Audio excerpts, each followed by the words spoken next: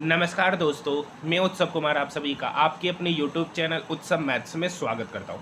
आज की वीडियो में मैं फिर से आप सभी स्टूडेंट के लिए RRB NTPC previous years question का आज हमारा चौथा क्लास है। आज की वीडियो में हम लोग देखने वाले हैं कि 30 दिसंबर 2020 के फर्स्ट शिफ्ट में मैथ के कौन कौन से प्रश्न पूछे गए, उन सारे मैथ के प्रश्नों का सॉल्यूशन हम लोग इस वीडियो में देखने वाले। ये वीडियो उन सभी स्टूडेंट के लिए बेहद ही इंपॉर्टेंट होने जा रहा है जिनका RRB ALP technician, group D, RPF SI, constable इत्यादि का एग्जामिनेशन यानी रेलवे का कोई भी एग्जामिनेशन है तो उनके लिए यह वीडियो बेहद ही इंपॉर्टेंट है। आप सभी को पता होगा कि मैं डेली आप सभी स्टूडेंट के लिए हर एक शिफ्ट का एनटीपीसी के सेम शिफ्ट का मैं मैथ में सुबह एनालिसिस लेकर आता हूँ प्रीवियस ईयर्स क्वेश्चन का, और उसी सेम पीडीएफ का उसी सेम शिफ्ट का जीके का क्वेश्चन मैं आप सभी लोगों के लिए रात के 9 से 9:30 बजे के बीच में लाइव क्लास लेकर आता हूँ। ठीक है, जो नहीं देखते वो जाकर हमारे चैनल को सब्सक्राइब कर सकते हैं अगर उनको ये वीडियो देखना है। अगर आपको इसका पीडीएफ चाहिए तो आप हमारे टेलीग्राम ग्रुप से जुड़ जाइए, पीडीएफ वहाँ पर अपलोड कर दिया जाता है। नेक्स्ट क्वेश्चन, सबसे पहला क्वेश्चन आपके स्क्रीन के ऊपर रहा मैथ का पहला क्वेश्चन है। ठीक है, राजेश खेल के पहले दौर में अपनी धनराशि का 1/3 हिस्सा हार गया। देखिए ये 1/3 हिस्सा हार गया तो बचा कितना हिस्सा, 2/3 हिस्सा। अब ये 2/3 हिस्सा में वो 3/5 हिस्सा हार गया, ये 2/3 का भी 3/5 हिस्सा हार गया, तो 3 से 3 कट गया तो बचा कितना, 2/5 हिस्सा। बचा कितना, 2/5 हिस्सा हार गया तो बचा कितना, तो 2/3 में से 2/5। ठीक है, तो यहाँ घटाएंगे, 5 दूनी 10, 10 में से 6 गया 4, मतलब 4/15 हिस्सा बच रहा है। 4/15 हिस्सा बच रहा। अब इस 4/15 हिस्सा का कह रहा है ना, 4/15 हिस्सा का वो 4/7 हिस्सा हार जाता है। मतलब हारा कितना, तो 4 चौक 16, 15 सत्ती 105, मतलब 16/105 हिस्सा हार गया। तो बचा कितना हिस्सा, तो बचा हुआ 4/15 में 16/105 हिस्सा घटा देंगे, तो 15 और 105 का एलसीएम हो गया 105, 15 सत्ती 105, 7 चौक 28 माइनस 16। अब 28 में से 16 चला जाएगा तो 12/105। अब ये 12 आपका 4 से कटेगा 3 बार में, और ये 105 को कटेगा 3 से 35 बार में, 3 से कटेगा, ये 3 से कटा 12 4 बार में, और ये 3 से कटेगा 105 35 बार में। आंसर आपका निकल के आ जाएगा 4/35, मतलब उसका कितना हिस्सा बचा हुआ है, तो 4/35 हिस्सा बचा हुआ है। ये क्वेश्चन समझ में आया, तो आइए नेक्स्ट क्वेश्चन की ओर बढ़ते।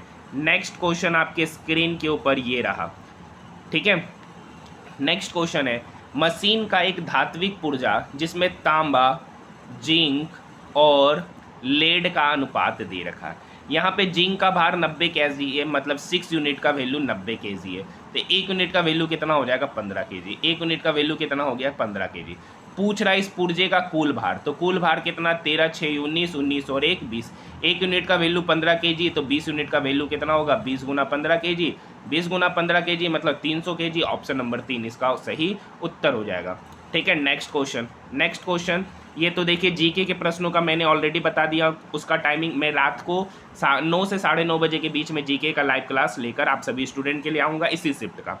देखिए ये आपके मैथ के प्रश्न बोर्ड मास रूल पे है, तो मैं इस क्वेश्चन को नहीं कराऊंगा, समय बर्बाद हो जाएगा, क्योंकि यहाँ पर ये कैलकुलेशन वाला क्वेश्चन है, इसे आप खुद कर सकते हैं। बोर्ड मास रूल में सबसे पहले bracket, of, division, multiplication, addition and then subtraction वाला प्रोसेस को अपनाते हैं। यहाँ क्वेश्चन क्या दे रखा है, ये देखिए बार ग्राफ का क्वेश्चन है। दिए गए आरेख में पहले 3 वर्षों में बिक्री कारों की कुल संख्या और अंतिम 3 वर्षों में बिक्री कुल कारों की संख्या का अंतर बताइए। तो देखिए पहला 3 वर्ष यानी ये तीनों पॉइंट, तो कितना बिक रहा है, तो यहाँ पर बेच रहा है 250, यहाँ पर 100 और यहाँ पर 150, 150 250 250 500, मतलब पहला 3 साल में कारों की कितनी बिक्री की गई, 500। नेक्स्ट 3 साल में, तो ये नेक्स्ट 3 साल है 100 100 250 प्लस 250 250 250 500 500 और 1 600। ठीक है, यहाँ पर हो गया 250 350 400 500, और यहाँ हो गया 250 250 500 और 600। तो पूछ रहा अंतिम 3 वर्षों में बिक्री कारों की कुल संख्या का अंतर कितना हो जाएगा, 100 यूनिट। 100 यूनिट की बात करेंगे, यहाँ तो ऑप्शन नहीं मैच खा रहा है, 1 मिनट डाटा देख लेते हैं अच्छे से। पहला 3 वर्ष का डाटा यहाँ पर दे रखा है, यहाँ दे रखा है 250, ठीक है, यहाँ दे रखा है 150 और यहाँ दे रखा है 150, तो 250 300 400, 400 और 1, 500। पहला 3 साल उनकी बिक्री का अनुपात है 500। अब 2016 में देखिए यहाँ पर बेचा है 100, अंतिम 3 साल यहाँ पर है, सॉरी 3 है, यहाँ पर है 300, यहाँ पर कितना है 300 और यहाँ भी है 300, तो 300 प्लस 300 और 1, 700। मतलब अंतिम 3 साल में 700 कार बेचा, पहला 3 साल में 500 कार बेचा, तो इसका अंतर कितना होगा 700 माइनस 500 मतलब 200। इसका सही उत्तर हो जाएगा आपका ऑप्शन नंबर, जहां पर भी 200 नजर आया मतलब ऑप्शन नंबर 4। आसान क्वेश्चन था। देखिए कैलकुलेशन स्क्रीन जो है ना वो छोटा है और जिसकी वजह से पीडीएफ को नेक्स्ट क्वेश्चन मैथ का देखिए कितना आसान क्वेश्चन आपके एग्जामिनेशन में पूछा गया। देखिए आपको यहाँ पर सारे मैथ के प्रश्नों को साथ में हल भी करना है। देखिए 3 आदमी या 6 लड़के अपने कार्य को 20 दिन में पूरा करता है। 3 आदमी या 6 लड़के किसी कार्य को 20 दिन में करता है, तो एक महीने इस कार्य को कितने दिन में करेगा, तो एक महीने। देखिए 3 आदमी 20 दिन में कर रहा है तो एक आदमी 60 दिन में करेगा। 6 लड़का किसी कार्य को 20 दिन में कर रहा है तो एक लड़का उस कार्य को कितना दिन में करेगा, 120 दिन में। तो 60 और 120 का एलसीएम कितना हो गया, 120। एक आदमी 60 दिन में 120 काम करेगा तो उसकी एफिशिएंसी कितना हो गई, 2। बी 120 दिन में 120 काम कर रहा है तो उसकी एफिशिएंसी कितना हो गई, 1। तो बोल रहा उसी कार्य को, तो कार्य कितना 120। इस कार्य को 6 आदमी और 8 लड़के से कराया जा रहा है। एक आदमी की एफिशिएंसी 2, तो 6 आदमी की एफिशिएंसी कितना हो गया, 12। एक आदमी का एक लड़का एफिशिएंसी 1, तो 8 लड़के का एफिशिएंसी 1, तो 8 गुना 1 8, तो 12 प्लस 8 कितना हो गया, 20। मतलब टोटल एफिशिएंसी पता चल गया 6 आदमी और 8 लड़के का 20। अब ये टोटल काम कराना 120 काम को, तो कितने दिन में करेगा, तो 120 डिवाइडेड बाय 20 मतलब 6 दिन में करेगा। ऑप्शन नंबर फर्स्ट इसका सही उत्तर हो जाएगा। नेक्स्ट क्वेश्चन की ओर हम लोग बढ़ रहे हैं। देखिए यहाँ पर दे रखा है यदि माध्य 40 है, यदि माध्य 40 है, मानक विचलन 5 है, ठीक है। तो आप सभी को एक फॉर्मूला पता होगा, आप सभी को विचरण गुणांक को सीबी कहते हैं। तो आप सभी को पता होगा कि विचरण गुणांक जो होता है ना वो होता है मानक विचलन बटे माध्य गुना 100, बटे माध्य गुना 100। देखिए आरआरबी में ये इस टाइप के क्वेश्चन जरूर पूछे जाते हैं। माध्य मानक विचलन से क्वेश्चन आपके रेलवे के एग्जामिनेशन में पूछे जाते हैं, तो इसको अच्छे से कीजिएगा। मानक विचलन 5 दे रखा, माध्य आपका 40 है और 100 से गुना करेंगे तो परसेंटेज निकलेगा। तो 5 ये 40 को काटा 8 बार में, तो 100 बटे 8 मतलब 12.5% उसका सी भी हो जाएगा। सी भी मतलब विचरण गुणांक, ऑप्शन नंबर 3। नेक्स्ट क्वेश्चन देखिए, नेक्स्ट क्वेश्चन अच्छे से देखिए, ये एलजेब्रा का क्वेश्चन है। अगर एलजेब्रा का क्वेश्चन में अगर इसको ए क्यू बोला जाए, इसको बी क्यू बोला जाए और इसको सी क्यू बोला जाए, तो यहाँ पर देखिएगा a plus b plus c क्या है, 0, क्योंकि x minus y plus y minus z plus z minus x क्या है, 0 के बराबर। यानी a plus b plus c 0 के बराबर हो जाता है, तो a q plus b q plus c q किसके बराबर हो जाता है, 3abc के। यानी ये वाला टर्म किसके बराबर हो जाएगा, 3। a के जगह पर है x माइनस वाई, बी के जगह पर है y माइनस जेड और सी के जगह पर है z माइनस एक्स, मतलब ऑप्शन नंबर फर्स्ट इसका सही उत्तर कहलाएगा। Next question, question number 16। वह छोटी सी छोटी संख्या की बताइए जिसमें 3 जोड़ने पर वह संख्या 27, 35, 25 और 21 से पूर्णतः विभाजित होगा। तो कुछ नहीं करना है, 27, 35, 25 और 21 का एलसीएम लेंगे। तो यहाँ पर हो गया 9 गुना 3, ठीक है, 7 गुना 5 और यहाँ हो जाएगा 5 गुना 5 और यहाँ हो गया 7 गुना 3, मतलब 27 गुना 5 गुना 5 गुना 7 इसका एलसीएम होगा।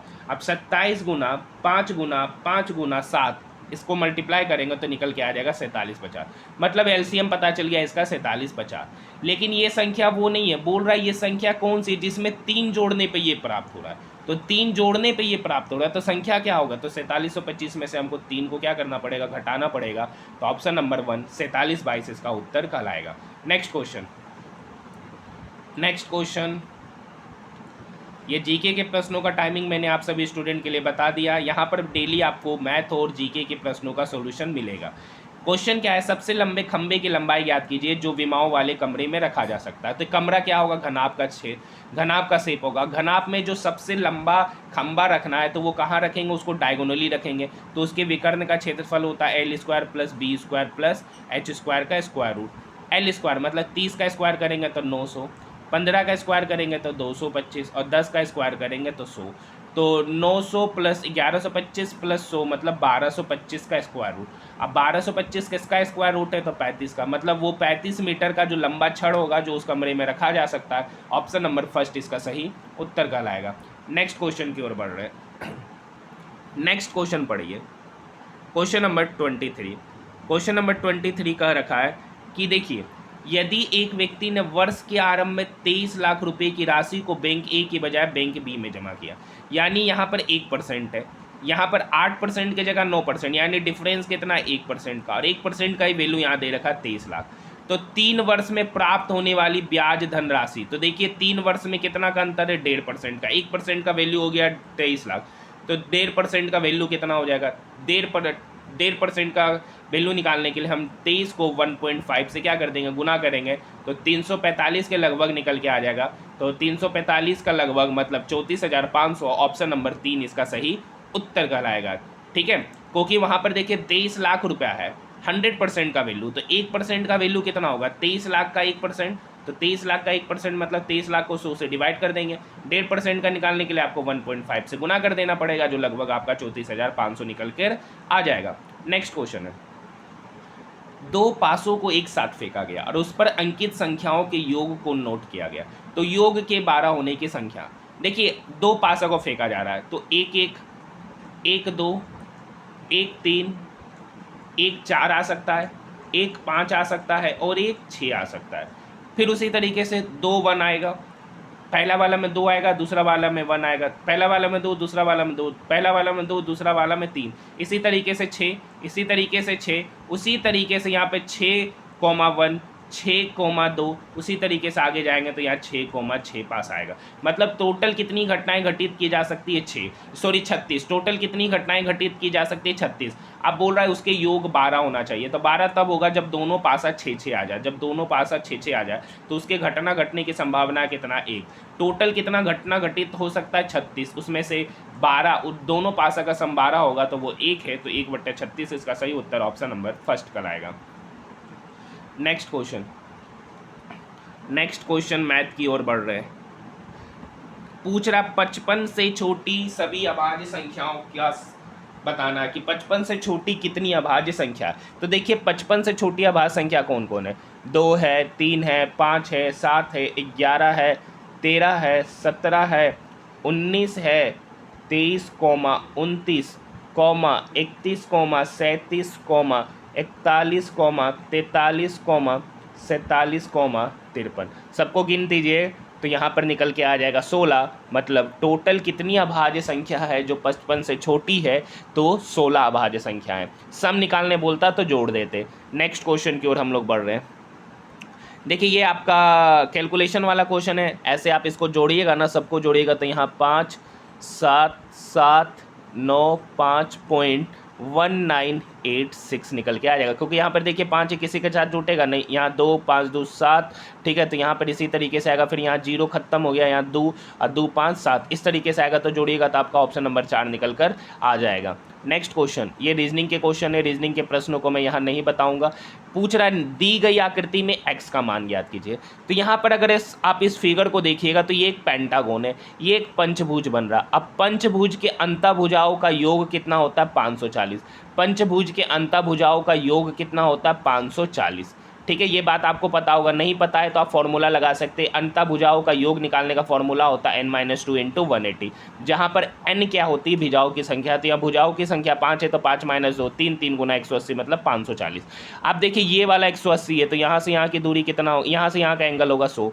ये 65 है, तो यहाँ से यहाँ का एंगल कितना होगा, 165 है ना, तो 65 हो गया, 65, 70, 115 हो जाएगा। और ये 90 है, ठीक है। तो आपको ये निकालना है, तो ये निकालने के लिए पहले आपको ये निकालना पड़ेगा। तो इसके सभी भुजाओं का सम कीजिए।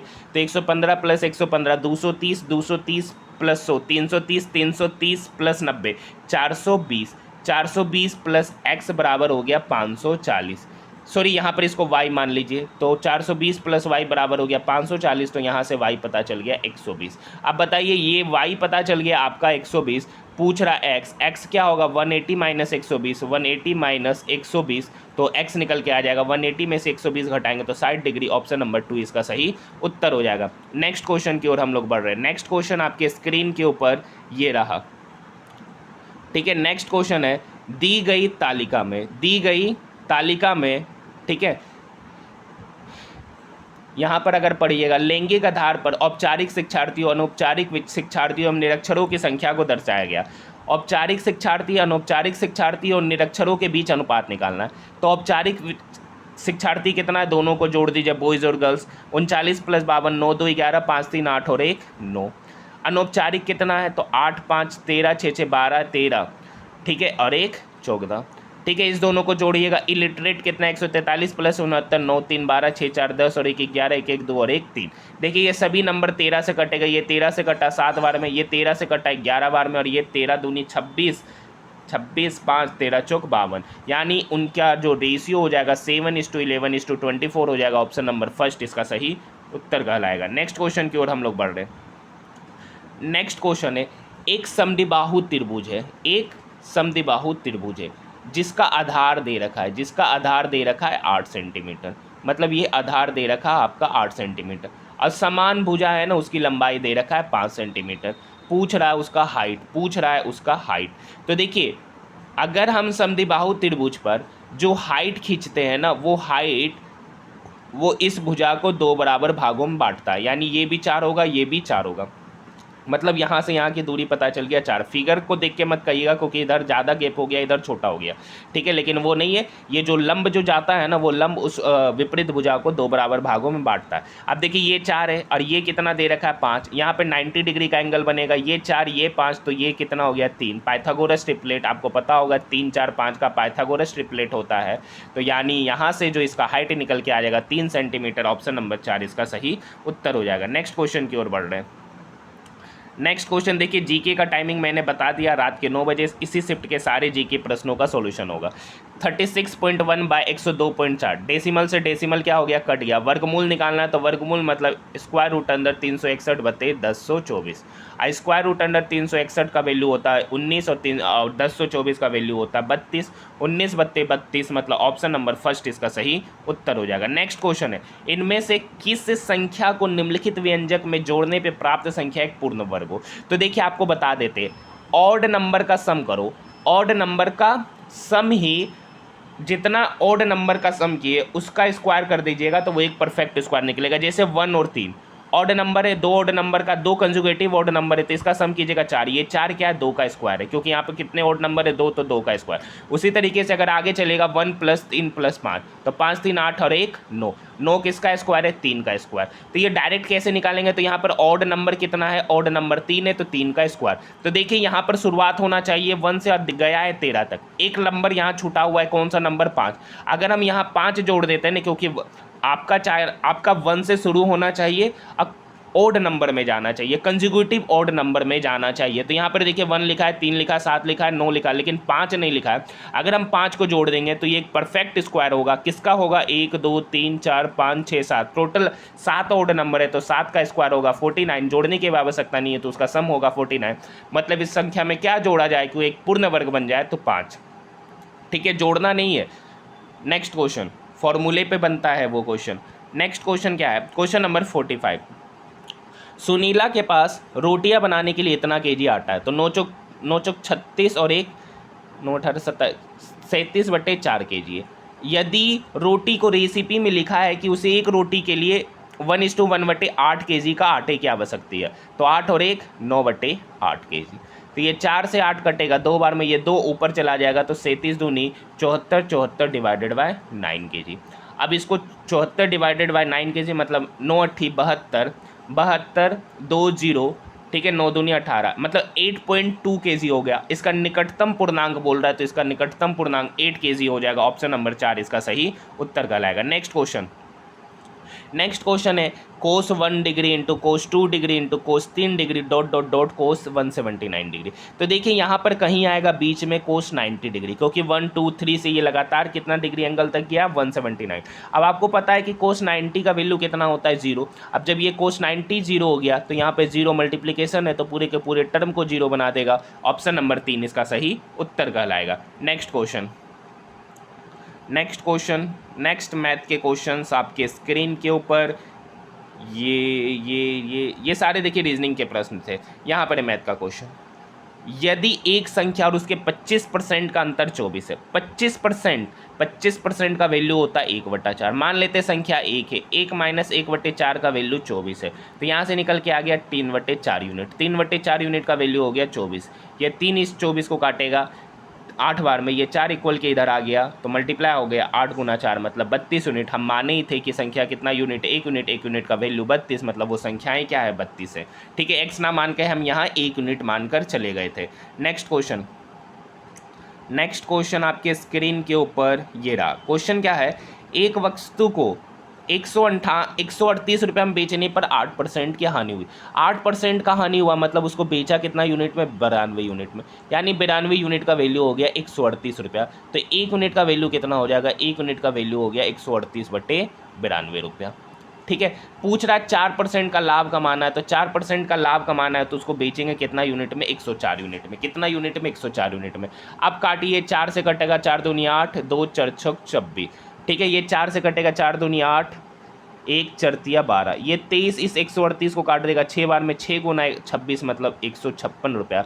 मतलब 4% का लाभ कमाना है तो उस वस्तु को कितना पे बेचेंगे, 156 रुपया में। अगर पूछता क्रय मूल्य क्या होगा, तो क्रय मूल्य निकालने के लिए यहाँ 138 को 92 से गुना डिवाइड करते और 100 से गुना कर देते, लेकिन क्रय मूल्य तो पूछा नहीं तो ये निकालने की आवश्यकता नहीं है, डायरेक्ट यहाँ पर काम करेंगे। नेक्स्ट क्वेश्चन की ओर बढ़ रहे हैं। ठीक है, नेक्स्ट क्वेश्चन रीजनिंग के है, ये है यहाँ मैथ। क्वेश्चन नंबर 61, एक दुकानदार ने 2 खिलौने को प्रत्येक को 990 रुपया में बेचा। पहले खिलौने पर उसे 10% का लाभ हुआ, दूसरे खिलौने पर उसे 10% की हानि हुई। सक्सेसिव निकालिए, -10 गुना 10/100। ये तो कट गया, 10 गुना 10 100, 100/100 मतलब 1%, यहाँ माइनस है तो -1% मतलब 1% की हानि होगा। ऑप्शन नंबर 3 इसका सही उत्तर कहलाएगा। नेक्स्ट क्वेश्चन अगर अच्छे से देखिएगा, यहाँ पर दे रखा है कोस 12 डिग्री। ठीक है, ये कोस 12 डिग्री रहने दीजिए। यहाँ दे रखा है कोस 84 डिग्री, इसको भी रहने देते हैं। यहाँ है कोस 168, कोस 168 को लिख सकते हैं कोस 180 माइनस 12 डिग्री। और ये कोस 96 है तो कोस 96 को लिख सकते हैं कोस 180 माइनस 84 डिग्री। अब देखिए कोस 12 कोस 84 तो ही, कोस 180 माइनस थीटा क्या होता है, माइनस कोस 12 डिग्री, क्योंकि 180 पे कोई चेंज नहीं होता। यहाँ देखिए कोस 180 माइनस थीटा क्या होगा, माइनस कोस 84 डिग्री, क्योंकि कोस 180 माइनस थीटा मतलब सेकेंड क्वाड्रेंट, और सेकेंड क्वाड्रेंट में आपका कोस क्या होता है, नेगेटिव होता है, इसलिए यहाँ पे माइनस कोस 12 माइनस कोस 84। ये माइनस कोस 12 प्लस कोस 12 को माइनस कोस 84 प्लस कोस 84 को काटेगा, आंसर निकल के आएगा 0। ऑप्शन नंबर 3 इसका उत्तर हो जाएगा। नेक्स्ट क्वेश्चन की ओर बढ़ रहे हैं। नेक्स्ट क्वेश्चन आपका यहाँ पर है। क्वेश्चन क्या दे रखा है, संख्या है 0.232323, मतलब 0.23 पर क्या है, रेकरिंग हो रहा है, क्योंकि वो नंबर रिपीट हो रहा है। अब यहाँ पर जब रेकरिंग हटाएंगे तो यहाँ पर 23/99 निकल के आएगा, यानी इसका सही उत्तर ऑप्शन नंबर 2 होगा, क्योंकि डेसिमल के बाद कितना नंबर रिपीट हो रहा है, 2 नंबर, तो डिनोमिनेटर में 99 से क्या करेंगे, डिवाइड कर देंगे। देखिए यहाँ पे 3 व्यक्ति है, अविनाश, भुवनेश और चमन। किसी कार्य को 20 दिन, 30 दिन और 60 दिन में करते। तीनों का एलसीएम लेंगे, 20 30 60 का, तो हो गया 60। अविनाश 20 दिन में 60 काम किया तो इसकी एफिशिएंसी 3, भुवनेश 30 दिन में 60 काम किया तो इसकी एफिशिएंसी 2, और चमन 60 दिन में 60 काम कर रहा है, 60 दिन में तो उसकी एफिशिएंसी 1। अविनाश को उसी कार्य को पूरा करने में कितने दिन लगेंगे यदि भुवनेश और चमन हर तीसरे दिन उसकी सहायता करते हैं। भुवनेश और चमन हर तीसरा दिन सहायता कर रहा है, मतलब पहला दिन 3 यूनिट के साथ, दूसरा दिन भी 3 यूनिट के साथ एक काम किया, लेकिन तीसरा दिन जो है ना भुवनेश और चमन उसके लिए आ जाता है, तो 2 + 1 मतलब 3, मतलब 3 दिन में यहाँ काम कितना हो रहा है, 3 3 6 3 9 3 12 काम हो रहा है कितने दिन में, 3 दिन में। तो टोटल काम है 60 को अगर 12 एफिशिएंसी से करेंगे तो 12 25 60, मतलब इस 12 यूनिट के काम को करने में 5 दिन का समय लग रहा है, लेकिन एक्चुअली में ये 12 यूनिट कितने दिन में, 3 दिन में, तो 5 गुना 3 मतलब 15 दिन। इसका सही उत्तर हो जाएगा ऑप्शन नंबर 2। नेक्स्ट क्वेश्चन हम लोगों के स्क्रीन के ऊपर ये रहा। देखिए ये एक घनाभ है, ये क्या है, एक घनाभ है। एक घनाभ के 3 आसन पृष्ठों का क्षेत्रफल दे रखा है। ठीक है, फलकों का क्षेत्रफल दे रखा, फलक मतलब बता रहे अभी। देखिए ये वाला जो बाहरी रूप है ना, ये वाला ऊपर वाला का एरिया दे रखा A यूनिट, इसका एरिया दे रखा है बी यूनिट और इसका एरिया दे रखा है सी यूनिट। ठीक है, अब बताइए ऊपर वाले में क्या है, एल इंटू बी, यानी एल इंटू बी बराबर ए, बी इंटू एच बराबर बी और L B H, H into L बराबर सी। अब इस सबको आपस में मल्टीप्लाई कीजिएगा तो L square B square H square बराबर हो गया ए बी सी। आपसे पूछ रहा आयतन, तो आयतन होता है एल बी एच, तो एल बी एच, तो ये स्क्वायर उधर चला जाएगा तो square root under A B C पर स्क्वायर रूट मतलब ए बी सी पे पावर 1/2, ए बी सी पे पावर 1/2। ऑप्शन नंबर 4 इसका सही उत्तर होता है। ठीक है, नेक्स्ट क्वेश्चन की ओर बढ़ रहे हैं। नेक्स्ट क्वेश्चन नंबर 73 आपके स्क्रीन के ऊपर ये रहा। देखिए एंगल बी ए सी यहाँ ये 30 डिग्री है, एंगल ए बी सी आपका 50 डिग्री है, एंगल सी डी ई आपका 25 है, तो एंगल ए ई डी मतलब ये वाला एंगल आपसे पूछ रहा है। देखिए ये 50 है ये 30 है, तो ये कितना होगा 50 30 80, तो ये वाला एंगल हो गया आपका 100। अब ये 100 होगा तो ये एंगल कितना होगा 80। अब सॉरी ये एंगल हो गया आपका 80, ये 80 ये 25, तो ये कितना होगा 80 + 25, 80 + 25 मतलब 105 डिग्री। 105 डिग्री की बात करेंगे तो ऑप्शन नंबर 4 इसका सही उत्तर हो जाएगा। नेक्स्ट क्वेश्चन की ओर हम लोग बढ़ रहे हैं। नेक्स्ट क्वेश्चन, दो संख्याओं का योग 20 है। देखिए इस टाइप के क्वेश्चन को मैंने बहुत बताया कि डायरेक्ट कैसे लिया जाता है। दो संख्याओं का योग 20 है और दो संख्याओं का अंतर 2.5 है। पहला संख्या निकालना है, तो पहला संख्या निकालने के लिए बोले थे दोनों को जोड़ दीजिए, तो 20 + 2.5 तो मतलब 22.5 और 2 से डिवाइड कर देते हैं। बी निकालने का तरीका बताए थे, दोनों को घटा दीजिए, 20 में से 2.5 घटाएंगे तो 17.5 और फिर 2 से डिवाइड कर दीजिए। रेशियो निकालना है तो 2 से 2 कटेगा, रेशियो निकालना है तो ये अगर हम इसको 25 से काटेंगे ना तो 25 नमा और ये 25 से कटेगा 7 बार में, यानी उन दो नंबर का रेशियो हो गया 9:7, 9:7 मतलब ऑप्शन नंबर 2। नेक्स्ट क्वेश्चन क्या है, क्वेश्चन नंबर 75। देखिए चक्रवृद्धि ब्याज की गणना वार्षिक तौर पर होती है। ठीक है, तो मान लेते हैं उसका प्रिंसिपल पी है, पी पर 2 वर्ष पर, ठीक है, अमाउंट हो जाता है 1600, फिर उसके नेक्स्ट वर्ष हो जाता है 1700, मतलब 3 वर्षों में 1700 हो जाता है। मतलब 2 वर्ष से 3 वर्ष जाने में कितना वर्ष लगा, 1 वर्ष, यानी 1600 से कितना हो गया 17, 000 से 00 कट गया, यानी 16 से कितना हो गया 17, कितना बढ़ रहा 1 यूनिट, कितने पे 16 पे, तो 100 पर कितना। ठीक है, यानी 100/16, 100/16 का मतलब होता है 6.25%, 6.25% ऑप्शन नंबर 2।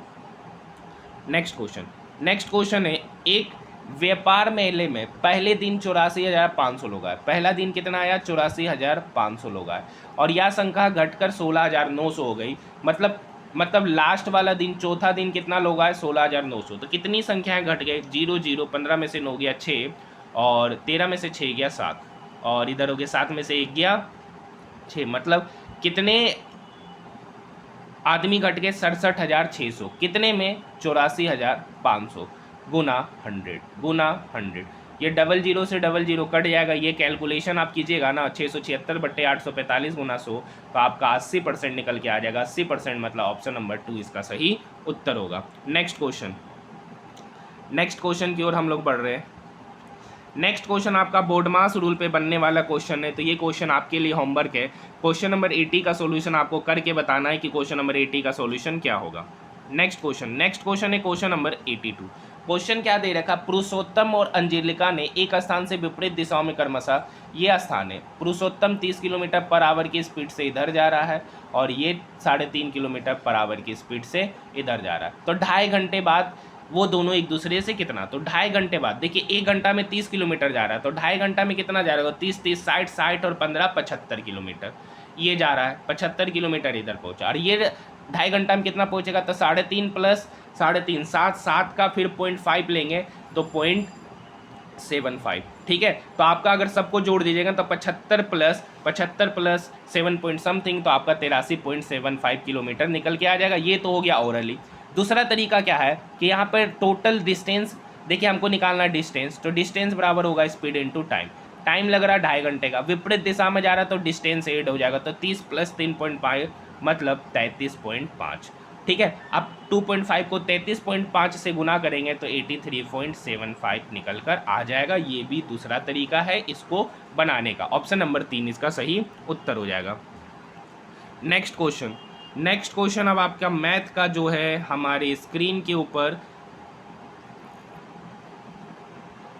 ये रहा, अभी नहीं आया, कहाँ है मैथ के, नेक्स्ट मैथ के प्रश्न, हाँ ये रहा मैथ का question. Question number 96, question number 96 का रखा है 4 महानगर है दिल्ली, मुंबई, कोलकाता और चेन्नई में आने वाले औसत घरेलू खर्च को ग्राफ में दर्शाया गया। उच्चतम औसत घरेलू खर्च और न्यूनतम औसत घरेलू खर्च का अनुपात। तो उच्चतम औसत घरेलू खर्च कितना है, यहाँ 12 लाख है, और न्यूनतम कितना 11। इस दोनों का रेशियो पूछ रहा है तो 12:11, क्योंकि जीरो लेने की आवश्यकता नहीं है, जीरो यहीं से कट जाएगा, जीरो यहीं से कट जाएगा। ऑप्शन नंबर फर्स्ट इसका सही उत्तर हो जाएगा। नेक्स्ट क्वेश्चन, नेक्स्ट क्वेश्चन क्या दे रखा है, नेक्स्ट क्वेश्चन क्वेश्चन नंबर 97 का रखा है। ये वेन आरेख है, यहाँ पे सर्जन, यहाँ है डॉक्टर और ये आपका जनरल प्रैक्टिशनर। दिए गए वेन आरेख में उन चिकित्सकों की संख्या बताइए जो सर्जन है लेकिन सामान्य चिकित्सक नहीं है। सर्जन तो है, वो डॉक्टर बताइए जो सर्जन तो है लेकिन सामान्य चिकित्सक नहीं है। डॉक्टर तो होना चाहिए, सर्जन होना चाहिए, लेकिन सामान्य चिकित्सक नहीं होना चाहिए। तो उसकी संख्या कितनी है, 5, क्योंकि ये 5 सर्जन है, डॉक्टर है, लेकिन सामान्य चिकित्सक नहीं है। ऑप्शन नंबर 3 इसका सही उत्तर हो जाएगा। नेक्स्ट क्वेश्चन की ओर हम लोग बढ़ रहे हैं। तो नेक्स्ट क्वेश्चन अब हमारा कुछ नहीं है, ये सारे के सारे जो प्रश्न थे ना वो आपके आरआरबी एनटीपीसी में पूछे गए प्रश्न है 30 दिसंबर फर्स्ट शिफ्ट में। वीडियो पसंद आए तो चैनल को सब्सक्राइब जरूर कीजिएगा, साथ ही साथ इस वीडियो को अपने दोस्तों के साथ ज़्यादा से ज़्यादा शेयर जरूर कीजिएगा। तो मिलते हैं हम लोग नेक्स्ट वीडियो में।